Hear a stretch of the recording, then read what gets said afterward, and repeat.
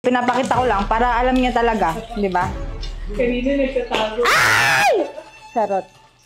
Ay, takpan na natin kaysa matalsikan pa tayo. Lechon kawali pero walang mantika? Yes, pwede. Water test muna tayo kapag nagbilog-bilog na parang ganyan. Ready for cooking na.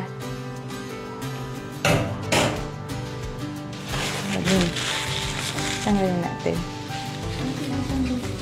Okay, ganun na. Tip na lang. Di ba tip na lang? Ilalagay na natin tong pork belly. Let's cover it and turn it to low fire. Hintayin lang natin yung result. Check ulit natin. Sunog na siya. Charot. Ay, takpan na natin kaysa matalsikan pa tayo. What's happening here? Most people don't know this. When you have the right cookware that evenly controls heat and seals in moisture, you don't need to deep fry. You don't need extra oil and your food ends up lighter, cleaner, and crispy. Hindi ko ina-expect na posible pala to. Crispy lechon kawali, no oil, less guilt. Yun lang.